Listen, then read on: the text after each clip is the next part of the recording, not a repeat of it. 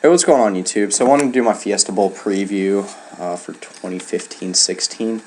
I guess technically it is 2016 for this game. So it is Ohio State and Notre Dame, and this is my last bowl prediction for. Yeah, that is my last bowl prediction outside of the games of the playoff.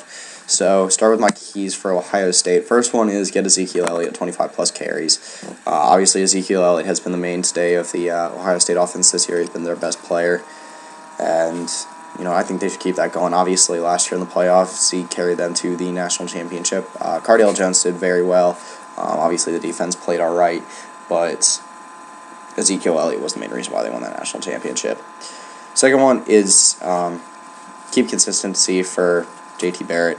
Now, I say keep it consistent, even though he's been, I won't say consistently bad this year, but there's been nothing consistent about his year. So keep it going. What you started against Michigan, a 42-13 win where the passing attack was actually pretty solid. But you got to keep that going against the Notre Dame team. I think they're missing Jalen Smith, I want to say, but actually no, they're not. So yeah. Anyway, I think that'll be interesting to see if JT Barrett will stay on track and really keep the starting job for next year. I don't know if Cardale Jones is going to be back around next year, but if he is, then obviously JT Barrett wants to have a good game here to be the clear-cut starter for next year. And third one is keep the momentum going. So kind of going back to what I touched on with JT Barrett. So obviously a great game against Michigan. Really since beside the Michigan State game, Ohio State's actually looked pretty good in the latter half of the year. Last 3 or 4 games, like I said, outside of the Michigan State game, were pretty impressive. And, obviously you want to keep that going against a Notre Dame team that's coming off a loss in their last game. So, moving to my 3 keys for Notre Dame. First one is win the turnover battle. So, both games in Notre Dame have lost this year. They lost the turnover battle. So, that was to Clemson and Stanford, 2 of the top, I want to say 7 teams in the country this year. And, yeah, so take advantage of a Ohio State team, like I said, that has been inconsistent on offense this year. JT Barrett really hasn't been too turnover prone this year, but like I said, try to take advantage of the fact that Ohio State hasn't been very consistent on offense this year. If you can get in JT Barrett's head and, mainly keep the ball away from Ezekiel Elliott, then that gives you a huge leg up into winning this game. So, move on to my next key for Notre Dame. Get DeShone Kizer 3+ touchdowns. So this team is pretty reliant on the passing game. It is a pass-heavy offense, even though they can run the ball right. But you know what? If DeShone Kizer can get 3+ touchdowns against an Ohio State offense that hasn't put up that many points this year, that'll get you on track definitely to win the game. And like I said, DeShone Kizer's had a good year. He honestly played decent against Stanford.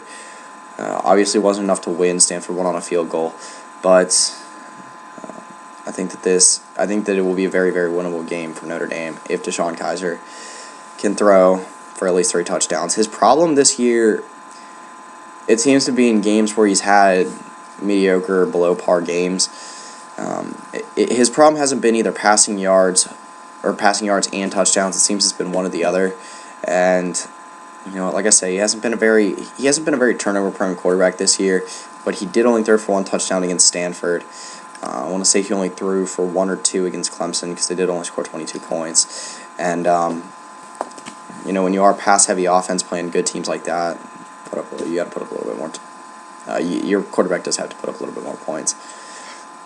So my third key is get CJ Presize 100+ yards on the ground. If you can get him 100+ yards, Josh Adams will probably have some rushing yards too. Again, that'll go a long way to winning the possession battle and taking carries, reps away from Ezekiel Elliott and JT Barrett.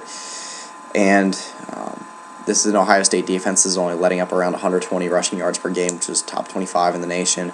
And if you can get through their run defense, and they're going to have to drop a little bit more into the box and let DeShone Kizer throw it over the top, which also opens it up a little bit more for Will Fuller, which would be huge for Notre Dame. All right, so moving to my pick. I'm going to go with Ohio State in this game. I think that Ohio State's on the right track. I think that they're going to come. I think they're going to be hungry for this game since they did lose the Michigan State game and get left out of the playoff. I won't say that they got snubbed because they really shouldn't have been in, but it'll be nice to see an Ohio State team click that we've been waiting to click all year. An unbelievably talented Ohio State team that, if they win this game, could be a top 3 team heading into 2016. And I do like Ohio State in this game. I think that the biggest key for Ohio State is consistency for JT Barrett, or at least get him a few touchdowns. Even against Michigan, he only had like 15 pass attempts, a little bit over 100 yards and a touchdown. So, have to get him a little bit more. But yeah, like I said, that's pretty much it. I will post the links in the description below for all my other bowl game predictions, or all the other big ones.